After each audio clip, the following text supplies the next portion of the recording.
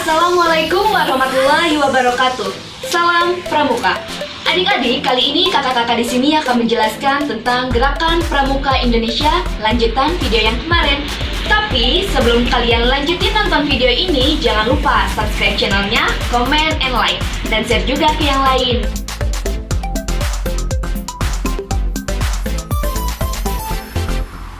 Pramuka merupakan sebutan bagi anggota gerakan pramuka yang meliputi pramuka siaga, pramuka penggalang, pramuka penegak, dan pramuka pandega. Sedangkan yang dimaksud kepramukaan adalah pendidikan nonformal yang dilakukan di luar lingkungan sekolah maupun di luar lingkungan keluarga dengan bentuk kegiatan yang menarik, menyenangkan, sehat, teratur, praktis, dan dilakukan di alam terbuka. Yang dilakukan dengan prinsip kepramukaan dan metode kepramukaan. Sistem pendidikan kepanduan disesuaikan dengan keadaan dan perkembangan masyarakat bangsa Indonesia. Sifat gerakan pramuka. Sifat gerakan pramuka ini adalah suatu ciri khas yang dijadikan identitas bagi organisasi pramuka di Indonesia. Nah, identitas dan sifat tersebut pasti mempunyai lambang-lambang. Yang pertama ada lambang gerakan pramuka Indonesia yaitu siluet tunas kelapa. Yang kedua ada lambang gerakan pramuka internasional yang berupa wasam. Nah, kedua lambang tersebut terdapat juga dalam pakaian pramuka kita tentunya. Nah, di sini kakak akan tunjukkan penempatan-penempatannya ya, posisinya. Untuk yang laki-laki, penempatan siluet tunas kelapa di sini adalah di sebelah kiri saku kalian, dan untuk yang wasam di kanan atas dekat nama kalian. Nah, untuk yang perempuan di sebelah kiri kerah kalian yaitu siluet tunas kelapa, dan di sebelah kanan kalian itu adalah lambang wasam atau lambang gerakan pramuka internasional. Nah, beda penempatan, beda bentuk juga. Untuk yang laki-laki, bentuk wasamnya adalah persegi, dan bentuk siluet tunas kelapanya adalah belah ketupat. Dan untuk perempuan, baik wasam dan siluet tunas kelapanya berbentuk lingkaran atau bulat. Nah, juga di dalam lambang-lambang ini terdapat juga emblem lokasi wilayah gerakan pramuka yang berdasarkan provinsi ya, domisili provinsi kalian masing-masing. Nah, ditempel atau dijahit di sebelah kanan lengan kalian, di sebelah atasnya, di sebelah sini ya. Nah, berdasarkan resolusi konferensi kepanduan sedunia tahun 1924 di Copenhagen, Denmark, maka kepanduan mempunyai 3 sifat atau 3 ciri khas. Yang pertama, nasional, internasional, dan universal.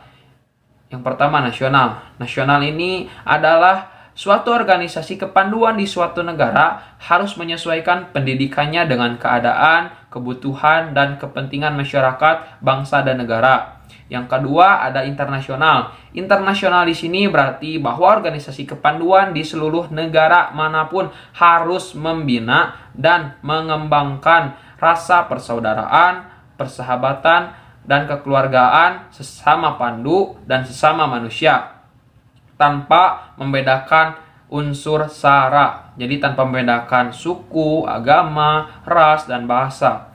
Nah, yang ketiga ada universal. Berarti kepanduan dapat digunakan di mana saja untuk mendidik anak-anak dari bangsa apa saja dan mana saja, yang dalam pelaksanaan pendidikannya itu selalu menggunakan prinsip dan metode kepanduan. Pramuka. Yang pertama, fungsi pramuka yaitu kegiatan menarik bagi anak atau pemuda. Kegiatan yang dimaksud adalah kegiatan yang menyenangkan dan juga mengandung pendidikan. Karena itu, kegiatan harus mempunyai tujuan dan aturan permainan. Jadi, di pramuka itu bukan hanya sekedar berkegiatan yang bersifat hiburan saja. Yang kedua, pengabdian bagi orang dewasa. Bagi orang dewasa, kepramukaan bukan lagi sebuah permainan, tetapi sebuah tugas yang memiliki keikhlasan, kesukarelaan, dan juga pengabdian. Orang dewasa ini mempunyai kewajiban untuk secara sukarela membaktikan dirinya demi suksesnya pencapaian tujuan organisasi. Dan yang ketiga, alat bagi masyarakat dan organisasi. Kepramukaan merupakan alat bagi masyarakat untuk memenuhi kebutuhan masyarakat setempat dan juga organisasi. Artinya, setiap kegiatan pramuka dalam bentuk latihan berkala adalah suatu upaya untuk mewujudkan tujuan yang ingin dicapai, baik masyarakat ataupun organisasi. Pramuka memiliki tujuan. Gerakan Pramuka bertujuan untuk mendidik anak-anak atau para pemuda di Indonesia dengan prinsip-prinsip dasar kepramukaan dan metode kepramukaan yang pelaksanaannya sesuai dengan keadaan atau perkembangan yang ada di Indonesia, yang bertujuan agar yang pertama, anggotanya menjadi manusia yang memiliki kepribadian dan berwatak luhur, serta tingginya moral, mental, budi pekerti, dan keyakinan dalam beragamanya. Yang kedua, anggotanya menjadi manusia yang memiliki kecerdasan dan keterampilan yang sangat tinggi. Yang ketiga, anggotanya akan menjadi manusia yang kuat dan sehat dalam fisiknya. Dan yang terakhir, anggotanya menjadi warga negara yang berjiwa Pancasila, setia dan patuh terhadap NKRI, sehingga menjadi anggota masyarakat yang baik dan berguna bagi bangsa dan negara, yang sanggup dan mampu menyelenggarakan pembangunan bangsa dan negara. Tujuan-tujuan tersebut merupakan cita-cita gerakan Pramuka. Karena itu, semua kegiatan yang dilakukan oleh gerakan Pramuka akan mengarah pada pencapaian tujuan-tujuan tersebut. Tugas pokok Pramuka terbagi dari bermacam-macam jenis. Contohnya yang pertama, menyelenggarakan pendidikan kepramukaan bagi anak dan pemuda Indonesia untuk mencapai sebuah tujuan kepramukaan, sehingga dapat membentuk tenaga kader pembangunan yang berjiwa Pancasila, sanggup serta mampu menyelenggarakan pembangunan masyarakat, bangsa, dan negara. Dalam pelaksanaan tugas, anak-anak pramuka selalu memperhatikan keadaan, kemampuan, kebutuhan, dan minat peserta didiknya. Karena bersifat nasional, pramuka disesuaikan dengan kepentingan nasional. Hal ini tercantum dalam garis besar haluan negara yang disusun oleh Majelis Permusyawaratan Rakyat, yang dimana pramuka selalu mengikuti aturan dan perundang-undangan pemerintah Republik Indonesia. Gerakan pramuka di masyarakat. Gimana sih prakteknya? Prakteknya, gerakan pramuka di masyarakat berusaha membentuk kader yang berguna bagi masyarakat itu sendiri. Maka, gerakan pramuka harus memperhatikan keadaan, kemampuan, adat, dan harapan masyarakat, termasuk orang tua pramukanya itu, anggota pramukanya itu sendiri.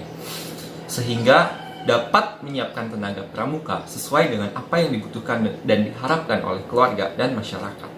Usia dalam pramuka terbagi menjadi 4. Yang pertama adalah pramuka siaga dari usia 7 hingga 10 tahun. Yang kedua adalah golongan pramuka penggalang dari usia 11 hingga 15 tahun.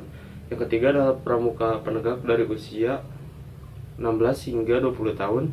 Dan yang terakhir adalah pramuka padega dari usia 21 hingga 25 tahun. Setiap golongan mempunyai tingkatan masing-masing. Dalam pramuka siaga ada tingkatan mula, bantu, dan tata.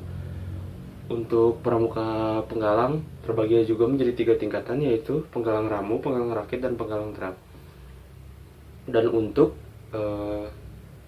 golongan pramuka penegak terbagi menjadi 2, yaitu penegak bantara dan penegak laksana.